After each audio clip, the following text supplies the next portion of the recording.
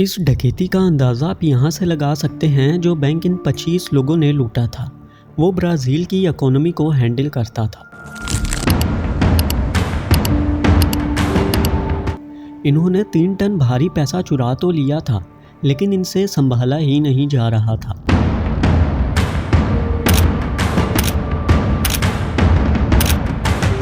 इनको बैंक लूटने की इतनी जल्दी थी कि इन्होंने 3 महीने में ही 256 फीट गहरी और 78 मीटर लंबी टनल भी खोद ली थी।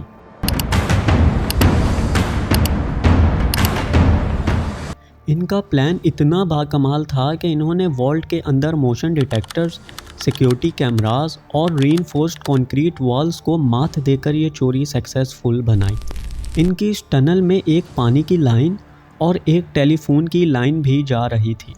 इन चोरों को जब पकड़ा जा रहा था तो कई पुलिस वाले भी इस चोरी में शामिल थे। आखिर कैसे चोरों ने इस चोरी को सरे अंजाम दिया और क्यों इसको दुनिया की सबसे बड़ी बैंक रॉबरी समझा जाता है, जानेंगे आज की इस वीडियो में। तो आइए 4 टीवी की एक और वीडियो का आगाज़ करते हैं। 6 अगस्त 2005 मंडे का सूरज तुलू हो चुका था। ये सुबह के 9 बज रहे थे। ब्राज़ील का सबसे बड़ा बैंक द बैंको सेंट्रल के स्टाफ रूटीन के मुताबिक बैंक में काम कर रहे थे। इस वक्त तक ये बैंक ब्राज़ील का सबसे महफूज तरीन बैंक समझा जाता था। वॉल्ट में मोशन डिटेक्टर से लेकर रीइंफोर्स्ड कंक्रीट की वॉल्स भी मौजूद थीं। ये किसी के जहनो गुमान में भी नहीं था कि कोई कैसे इस बैंक को लूट सकता है, लेकिन डकैतों के मास्टर प्लान के सामने ये सारी प्रोटेक्शंस शायद तेल लेने चली गई थी, या माजरा कुछ और ही था, क्योंकि ये 25 चोरों का ग्रुप इस वॉल्ट में 2 दिन तक रहा और बड़े मज़े से 2 दिन तक पैसा जमा करने के बाद रफू चक्कर हो गया। लेकिन यहाँ सबसे अनोखी बात ये थी कि इस रात इतने बड़े बैंक में कोई सिक्योरिटी गार्ड भी मौजूद नहीं था।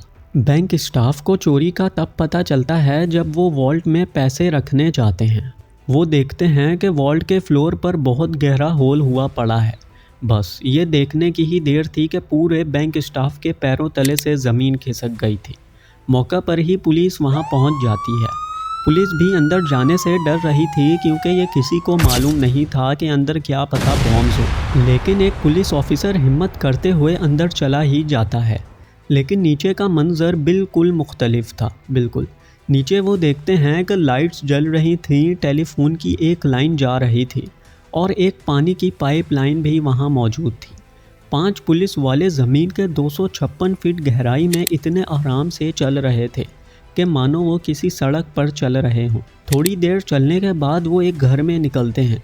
ये इतनी परफेक्ट हाइस्ट थी कि पूरा घर वाइट पाउडर से भरा हुआ था ताकि किसी किस्म का कोई क्लू पुलिस वालों के हत्थे ना चढ़ जाए। और दूसरी तरफ बैंक स्टाफ एक एस्टीमेट लगाता है कि बैंक से $71 मिलियन गायब हैं, जो कि 1900 करोड़ से भी ज़्यादा बनते हैं।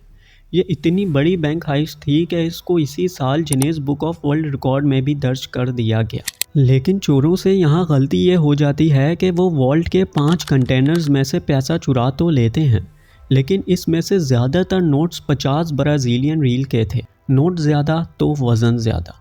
नाजरीन, जो रकम इन्होंने चुराई थी उसका वज़न ही 3.5 टन से ज़्यादा था।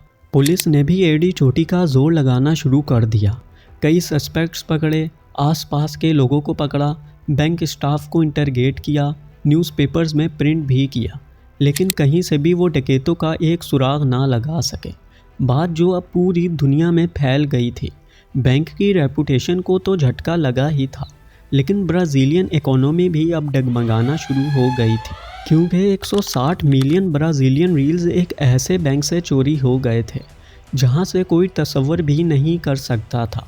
इसीलिए दुनिया में जहां जहां से लोगों ने ब्राज़ील के बैंक्स में पैसा डिपॉजिट करवाया हुआ था, सब विड्रॉ करना शुरू हो गए। यानी कि ब्राज़ील से पैसा जा रहा था, कहीं से आ नहीं रहा था। दहशत का ये आलम था कि अब तो वहाँ के लोकल्स ने भी पैसा बैंकों से निकालना शुरू कर दिया।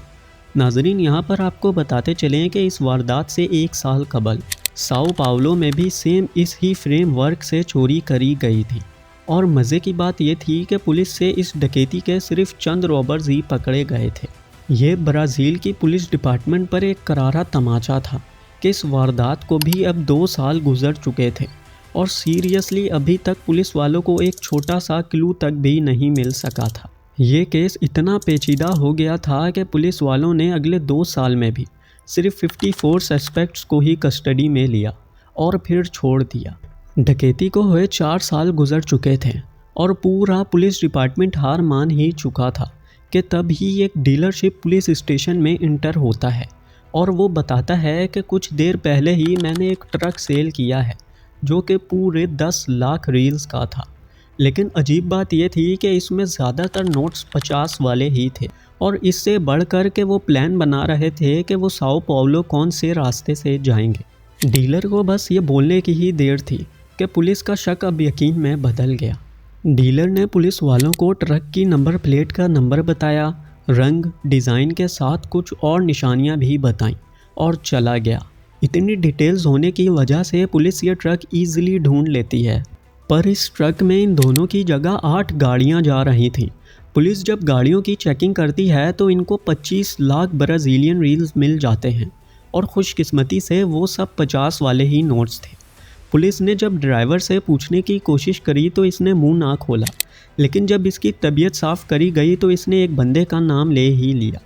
पुलिस बिना समय गवाए इसके घर पहुंच जाती है और इसको अरेस्ट कर लेती है। इन दोनों के अरेस्ट होने के बाद तो मानो जैसे डाकू खुद ही अपने आप को अरेस्ट करवा रहे हों। किसी के पैसे रोड पर गिर रहे थे तो किसी की लाश इसी के घर से मिल रही थी। करते कराते पुलिस 8 रॉबर्स को पकड़ लेती है, लेकिन इनका मास्टरमाइंड अभी भी खुला घूम रहा था और पुलिस इस तक पहुंचना चाहती थी। लेकिन ये इन 8 को भी नहीं पता था कि बहराव है कहाँ। लेकिन अब से कहानी में एक नया मोड़ आ रहा था। बिल्कुल आहिस्ता आहिस्ता वो सब मारे जा रहे थे जो इस हाइस्ट का हिस्सा थे, जिनमें से एक था लियो फर्नांडो, जिसको 7 गोलियां लगी थीं और इसकी डेड बॉडी आइसोलेटेड रोड से मिलती है। इसके बाद 7 अक्टूबर वाले दिन पुलिस एक और बॉडी रिकवर करती है। इसकी फैमिली से इन्वेस्टिगेशन करी गई तो मालूम हुआ कि कुछ दिन पहले ही इसको किसी ने अगवा कर लिया था और $8 लाख से ज़्यादा देने के बाद भी इसको छोड़ा नहीं जाता। इसी तरह 28 अक्टूबर वाले दिन एक और डाकू को अरेस्ट कर लिया जाता है, पर अभी तक पुलिस को एग्जैक्ट मास्टरमाइंड का पता नहीं चलता कि इस वारदात के पीछे किसका हाथ है। पर 28 अक्टूबर के ठीक 1 साल बाद पुलिस को टनल से एक प्रीपेड फ़ोन कार्ड मिल ही जाता है, जिससे पुलिस मास्टरमाइंड के राइट हैंड तक पहुंच जाती है। वो बताता है कि सबसे पहले हम बैंक के आसपास ही घूमते रहते थे और हर बारीक चीज़ पर नज़र रखते। करीबन 6 महीनों तक ऐसा करने के बाद आखिर हम अपना प्लान एग्जीक्यूट करना शुरू कर देते हैं। सबसे पहले हम बैंक समेत पूरे शहर का नक्शा देखते हैं और बैंक से पूरे 78 मीटर दूर एक प्रॉपर्टी रेंट पर लेते हैं और इस जगह से ही एक सुरंग खोदना शुरू कर देते हैं। 3 महीने में हम 256 फीट गहरी और 78 मीटर लंबी ये सुरंग खोद कर इस प्लान को सक्सेसफुली एग्जीक्यूट कर लेते हैं। नाजरीन, इस हाइस्ट को आज 19 साल गुजर चुके हैं और पुलिस ने एड़ी चोटी का जोर लगा कर भी सिर्फ इन 8 लोगों को ही पकड़ा है और $71 मिलियन में से सिर्फ 20 मिलियन से ही रिकवर हो पाए। और आज तक इस मास्टरमाइंड का पता नहीं लग पाया कि वो कौन था। कई लोगों का तो मानना था कि इस हाइस्ट के पीछे पुलिस वालों के साथ साथ बैंक के कुछ स्टाफ भी मिले हुए थे, क्योंकि मोशन डिटेक्टर्स का चोरों को कैसे पता लगा कि ये किस जगह ब्लाइंड हो जाते हैं, यानी कि किस जगह ये मोशन को डिटेक्ट नहीं कर सकते, और इस दिन कोई गार्ड बैंक में क्यों नहीं था। आज भी लोग ये समझते हैं कि ये पैसा मनी लॉन्ड्रिंग का था या फिर स्मगल किया हुआ था। ये शक मज़ीद पक्का हो गया जब 2011 में एक पुलिस ऑफिसर को इस हाइस्ट में शामिल होने की वजह से अरेस्ट कर लिया गया।